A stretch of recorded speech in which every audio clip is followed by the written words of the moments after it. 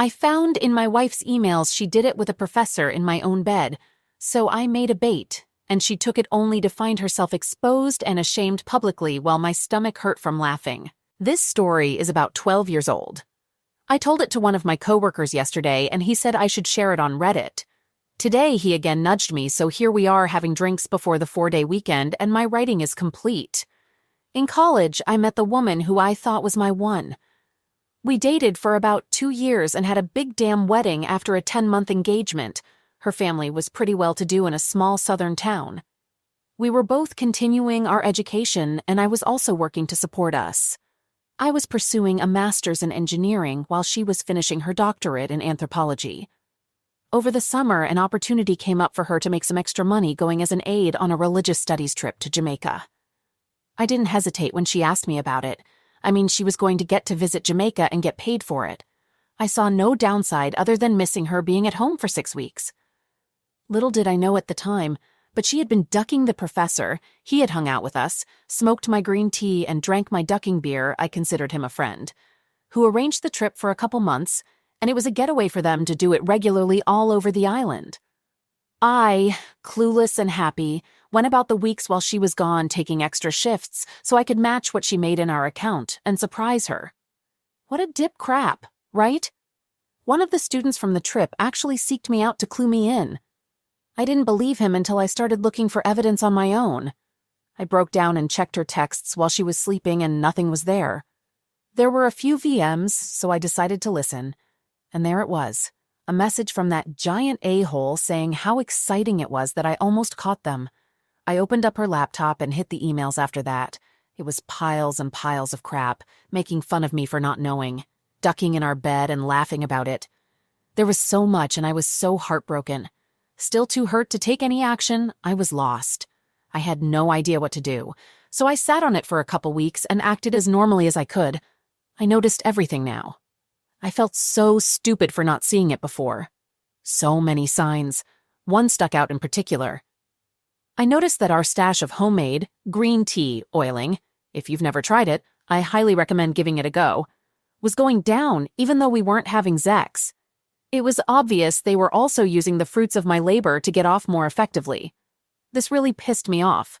Like, unreasonably so, Hulk ducking mad. It finally all hit me. I was a goddamn joke to these a-holes, and they were using the oiling I made and ducking in my bed. I didn't hurt anymore. I just wanted to make them hurt. So, while she was studying at the library, I made a new batch of oiling. I put enough green tea in it for it to smell like normal, but I also added some poison ivy from our backyard to the mixture, and after refilling the spray bottle we used for application, I waited.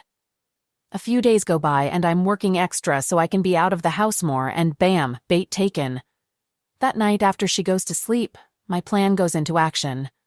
I sneak her phone away and delete my contact, while replacing his phone number in his contact as mine. I go to bed but can't sleep because it feels like I'm 5 and tomorrow is Christmas. Dawn arrives and she's in the shower. I get a text. I'm super itchy, are you okay? Now Lord, now is my time. Look, I thought it had cleared up, but I guess I had a flare-up. I'm sorry, but I've got herpes, and I guess you do now too. I heard this ditch squeak in the shower. I'm covering my mouth, damn near losing it. I went on to tell her that it was time to end things now. A new semester was about to start, and I kind of have a little crush on another TA. I wanted her mad. This is a woman that never got told no growing up and never had to deal with rejection, let alone from a balding dude in his 50s with herpes. When she got out of the shower, it was obvious she had been crying, but I could see the anger in her eyes. I could see how uncomfortable she was, squirming at the table, drinking coffee and mulling the situation over. Another little nudge is what she needed. The reply she got to her pages and pages of anger and sadness was, "Thanks for the good times, but can you keep this a secret between us? I don't want to ruin my chances with anyone else." She's flush with anger now, just seething. She gathered her keys and headed out the door without even saying goodbye. I knew where she was going. I booted up her laptop and set it to reformat, deleting her dissertation and any notes pertaining to it before following her to campus. I parked a few lots over and rushed over to his office, where I found her screaming at him for giving her herpes. There's lots of people there, Professors, aides, students, other faculty. I'm dying. He is beyond embarrassed and confused as duck. She is ugly crying in front of her peers. I'm in heaven. I didn't even care that people were going to think I had herpes too. The fallout was apocalyptic in their department. He lost his job due to code of conduct at the university. We got divorced the following year. State law was we had to be separated for 1 full year before being granted a divorce. I got to keep most of the assets, primarily savings and not a ton, but I worked for it. She never finished her doctorate and went on to be a perpetually pregnant housewife that sells Herbalife on Facebook, and he teaches high school now. It took a few years for it all to unfold, but watching it was glorious. I set up a camera and caught fiancé doing it on my couch with a school friend. So I made her lose her house and karma doubled the damage unexpectedly. This has been 4 years ago, so the sting is gone and my revenge has been had. We dated for 4 years and had what I thought was a great relationship. We were both well-established professionals who both owned homes in the same neighborhood and both with daughters in the home. Her daughter was 11 and mine was 16 when we met. We had actually planned to get married, build a house, and raise the two together. We planned the house build because she had recently been diagnosed with a neurological disease that would eventually put her in a wheelchair and need something ADA-friendly. During the planning stages, I began doing landscape and construction projects on her home to increase the resale value. All in, I invested roughly $30K USD into the home, running everything through my side construction business for tax, permitting, and resale purposes. We had a contract that payment would be made upon the sale of the home. I produced invoices for each and every project, but never pushed for payment because of the prior agreement. Fast forward 6 months, we're looking at property to develop and finalizing drawings on the home when I began feeling ill. I couldn't eat, constantly vomiting and passing blood. I began noticing that my abdomen looked swollen, which was odd because we were both very clean eaters and were in the gym every day. So I went to the doctor and began having tests done. During this time, she began having small cognitive issues, and the stress of her current position was exacerbating her condition. So she took a $20K per annum cut in pay, along with a lesser position inside the company. After a month or so of different tests and a biopsy, it came back that I had a golf ball-sized tumor in my stomach and would need to begin chemotherapy. So I began chemo and radiation treatments, which made me, expectedly so, extremely ill. She was spending time helping around my place on the weekends and staying over more, to the point that they were both at my home, more than theirs. At this point, I suggested that we go ahead and put one of our houses on the market and move in together until the new house is built. I have great supplemental insurance as well as a long-term illness plan, so using that coupled with the sale of one of our houses would push us through comfortably and help ease the financial stress on her. Shortly after this discussion, she became extremely distant. Her daughter wasn't coming down and hanging out with mine anymore. She had excuses for not getting together. She quit driving me to treatments and stopped staying over. She then dropped a bomb, a sentence that will forever be burned into my psyche. I love you, but I can't see myself taking care of someone this sick in the long term, and I don't think we should see each other any longer. In a text. It broke me, I won't lie. This was the first woman I had ever opened up to and planned a life with since my wife passed away when my children were 1 and 3. However, I tried to be mature about it. I forced myself to understand her position and to accept what I could not change. I calmly, the next day, gathered all of her things, packed them neatly, loaded them in my truck, and took them to her house to leave on the back porch while she was at work, in order to avoid any awkward exchanges. Walking around the back and under the porch cover, I sat down in a box and saw her in her back living room, on the couch having sex with a man that she had introduced to me as a lifelong friend. I had dinner and drinks with this man and his girlfriend. We had gone on vacation with them as well. I never spoke of the incident with her and simply sent her a text later, explaining that I would leave her things on my side porch to pick up at her convenience. I discovered 8 or 9 months later from his now ex-girlfriend that they had broken up due to him confessing that he had been sleeping with my SO, dating back to about the time we were finishing drawings on the new home. Now I'm pissed. Revenge time. At this point, I'd finished chemo and radiation for the time being and was feeling healthier. I was going through some much-neglected paperwork when I ran across the file that contained $32,680 in unpaid, long overdue invoices, which were promptly sent to my attorney to begin lien proceedings on the home. It turns out that I couldn't have done this a moment too soon because she was set to put her house on the market. Coupled with interest over the course of what was then 19 months overdue, the invoices were hefty. That, along with the agreement of settling them when the house was sold and attorney fees, left her with roughly $10K after the sale of the home and settling her current mortgage. She promptly had to back out of the purchase of another home and moved in with her oldest daughter, SIL, and 2 grandchildren. She also had to leave her job and begin receiving disability. I ran into her a little over a year ago, and she looked as if she had aged 20 years and was in the wheelchair we had talked about. We chatted cordially but briefly, and I excused myself and went on with my day. A few days later, her younger daughter called me and spoke of my running into her mom, and could we hang out sometime? I gave a vague answer, thanked her for calling, and again went on with my day. The ex then called me a week or so later and began apologizing for leaving me as she did. Again, cordial but short, I thanked her for calling and hung up. She began texting, and this went on for several weeks until one she asked if I could ever see us rekindling what we had, to which I replied, "I can't see myself taking care of someone so sick in the long term. Remember the box on your back porch? Did you think that lifelong friend brought that over to you from my house?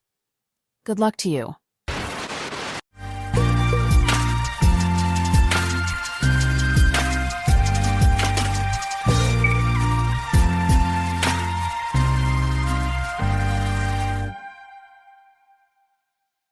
All right, everyone's presentations are done. Nick, the manager, said as he tried to move the discussion forward. Excuse me, I haven't. I recently found out something. Nick interrupted me and began to speak. There's apparently someone in this department who didn't graduate high school and is just a part-timer. Meetings should be for employees only. Absolutely right. His lackey, Mike, of course, agreed with Nick. I'm leaving. After leaving the meeting room, I started to shut down my computer. I noticed that an email had arrived, not in my personal inbox, but in the company's shared email. Thinking, there's no point in speaking up, no one will listen, I went home quietly. The next day, I heard a commotion from Nick's desk. He was staring at his computer screen, his face pale. Nick? Is something wrong? Mike looked at the screen with him. And he turned even paler than Nick. Why is he so angry? Knowing the reason for Mike's distress, I thought to myself, serves them right. My name is Adam. My mother passed away when I was in the 9th grade, and I was raised by my father. Well, you could hardly call it being raised. After my mother passed, my father changed. He drowned his sorrows in alcohol, and though he still went to work, he squandered our living expenses on horse racing. Because of that, I had to start working part-time as soon as I entered high school. Every month, I went to the convenience store with bills in hand that couldn't be auto-deducted from my father's account. Even though I endured it because I didn't want to be alone, I reached my limit in my 2nd year of high school and dropped out. I found a live-in job at a distant inn. Thank you for everything. The day I left home, my father, still staring at the TV, spoke. Take care. That was our last conversation. Back then, 18 wasn't the age of majority, so I needed my father's permission to work, and I couldn't hide my place of employment. Yet, my father never visited me even once. I kept working just to survive, and before I knew it, I was 42. Years of hard work paid off, and I was transferred to the headquarters. I was thrilled to be recognized by the company, as I thought I'd be working in the field until retirement due to my lack of formal education. Listen up. Our work can change the future of our employees. Don't drag us down. On my first day after the transfer, Nick, dressed in an expensive suit, spoke sternly. There was a reason for this. Our inn was located in a prominent tourist destination, known so well that everyone in the state could sing its commercial jingle. At its peak, we had 5 locations within the state. But that was long ago. Due to financial difficulties and aging facilities, only the place where I had worked for many years and the original establishment remained. I was prepared to lose my job anytime, but now there was a glimmer of hope. With the rise of social media, the tourist area where the inn was located started gaining attention again. Depending on how hard the sales department, where I was transferred, worked, we could either thrive or be forced to give up this prime location to the new hotel chains continuously popping up.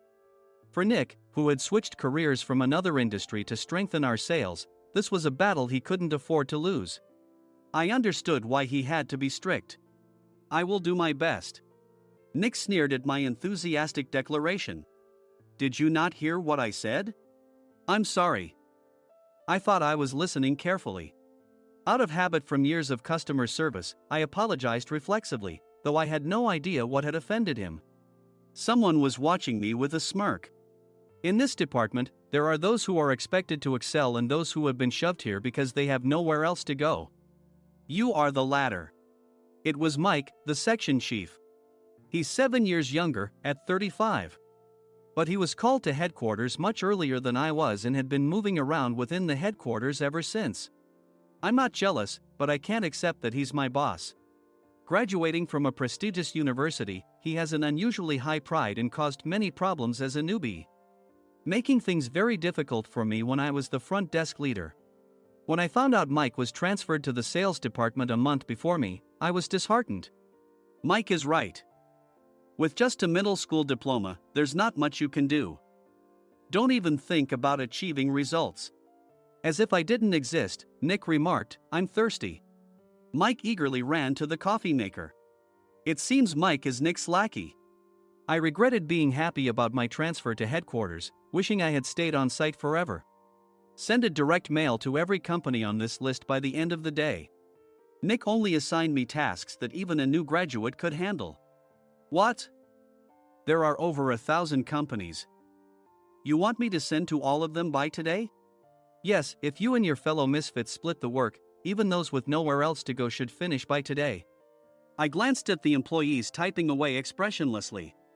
They were worn out from customer service, only thinking about leaving on time, or were women reassigned after having children, with zero motivation for work. Even Sam, a new graduate from the same university as Mike, who was supposed to be among the expected achievers, had no enthusiasm for the job, having joined the company wanting to do customer service. "I don't care what they say, I plan to quit any time," he said. Only Nick and Mike were highly motivated, making all the decisions between the two of them. I originally only wanted to work at the inn to survive and had no particular attachment to this job. I swallowed my words, thinking I had no right to reprimand them. About a month after the transfer, Nick told us with a frustrated look, "To commemorate the 50th anniversary, we've decided to create a plan exclusive for one group per day." Originally, Mike and I were supposed to come up with it, but our president, Mr. Thompson, insists on hearing everyone's opinions. "So, you all get a chance." As Nick explained, Mike began handing out prints. "Make sure not to embarrass Nick. If your ideas are half-baked, you'll have to redo them." It seemed that they had printed his handwritten notes by Mr. Thompson, which included several questions and a section for free responses. It made sense why Nick had to seek our input, given that all responses had to be submitted to Mr. Thompson. We were given a week to think about it, and a meeting was scheduled to compile our ideas. My plan is to let guests enjoy both the old and modern America. Nick began the presentations. Guests would watch a master confectioner at a nearby traditional sweet shop make sweets in front of them. The welcome drink would be premium tea in a bottle. Nick's plan was certainly attractive. After his presentation, Nick called on us to present in the order we were seated. Just as I stood up for my turn. "All right, everyone's presentations are done." "Excuse me, I haven't. I recently found out something." Nick interrupted me. "There's someone in this department who didn't graduate high school and is just a part-timer." He was likely talking about me. I joined the company as a part-timer and was made a full-time employee when I turned 20. That was 20 years ago, so Nick and Mike probably had no chance to know until recently. Meetings should be for employees only. Absolutely right. After that, Nick kept creating opportunities to solicit everyone's opinions, purposefully excluding me from speaking. The meeting unexpectedly heated up and went past the scheduled end time. A few people asked to leave, and the discussion continued with the remaining few. Still here? Normally, you'd leave in that situation. Though I had no attachment to the job initially, hearing kind words from customers made me want to make them happier. For someone like me, with nowhere to go, the inn was my home and customer service was my life. I felt pathetic about my current self. I'm leaving. I left the conference room and started shutting down my computer. I noticed an email had arrived, not in my personal inbox, but in the company's shared email. Thinking no one would listen to what I had to say anyway, I quietly went home. The next day, while preparing the DM as instructed, I heard a commotion from Nick's desk. In his haste to stand up, he hit his knee on the desk. He stared at his computer screen, his face pale. "Nick? What's wrong?" Mike, thinking he should be the first to rush over, approached Nick while still wearing his coat.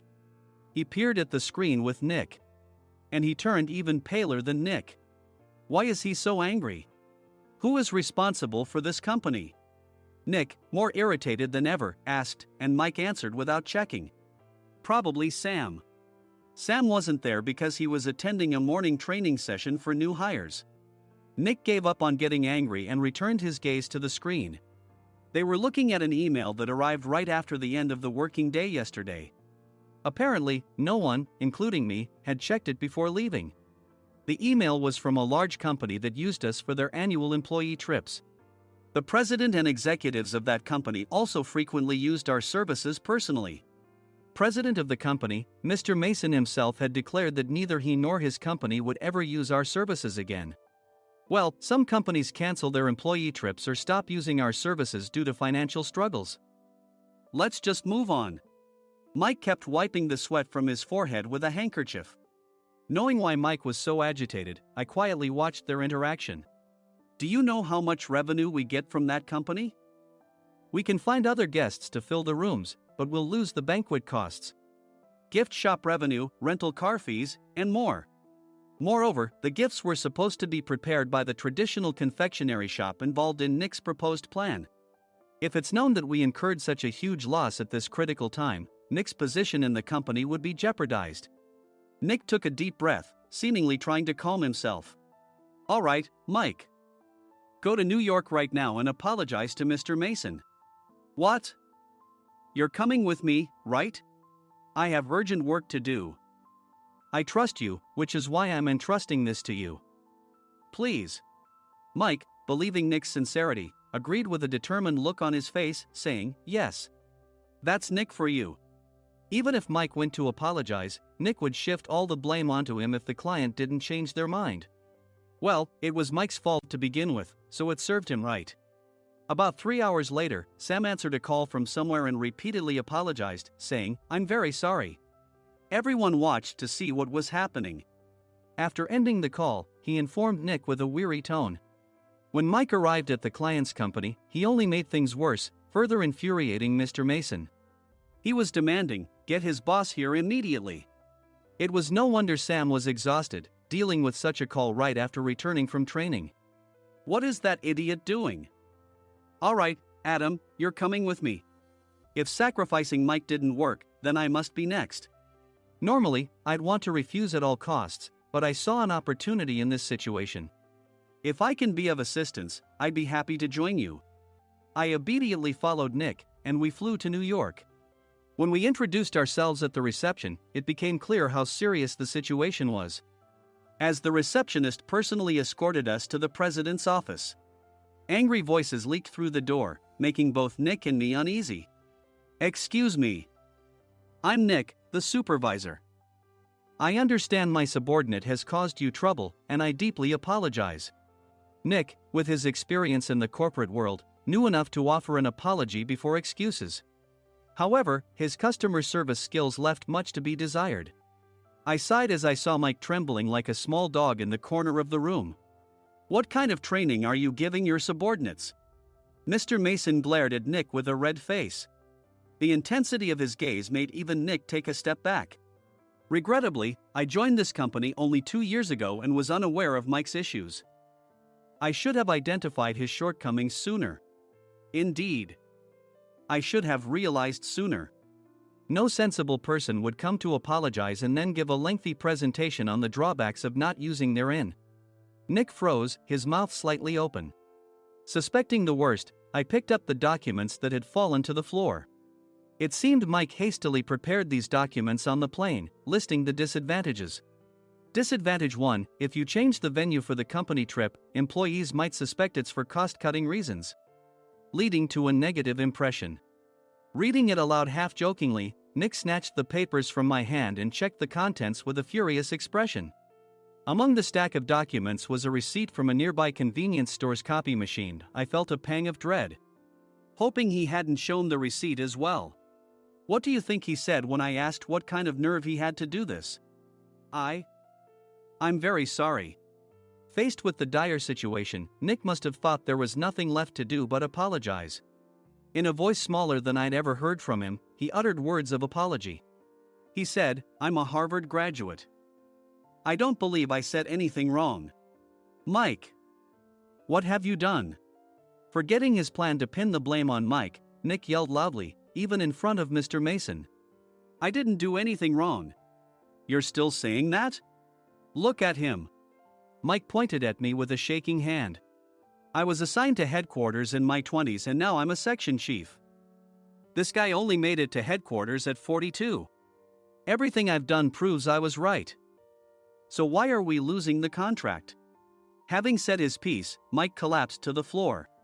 "Of course. You were sent there because you had nowhere else to go."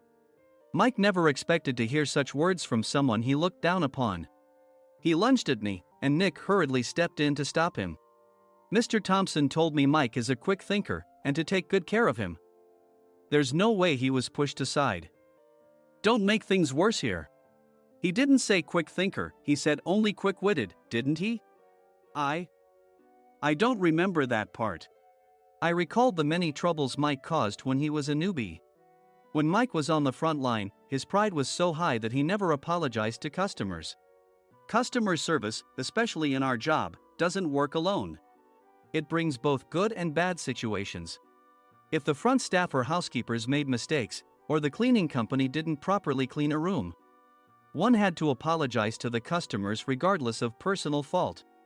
Mike, in such situations, would never apologize, insisting he wasn't at fault. This often angered customers, and as the front desk leader, I frequently had to apologize on his behalf. He caused complaints and disrupted operations, which is why he was quickly moved to headquarters. In departments where he didn't interact directly with customers, his quick thinking was beneficial and things went well. But it seemed his flaws were starting to show. Corporate reservations are supposed to be entered into the system by the sales representative. But a quick check yesterday revealed that more than 10 items were missing from the client's reservation. The handover document clearly stated what needed to be prepared. Why didn't you enter it into the system? Why do we have to give them special treatment? Filling rooms near the banquet hall, setting up all the food in advance. Specifying the brand of wine, they're too demanding.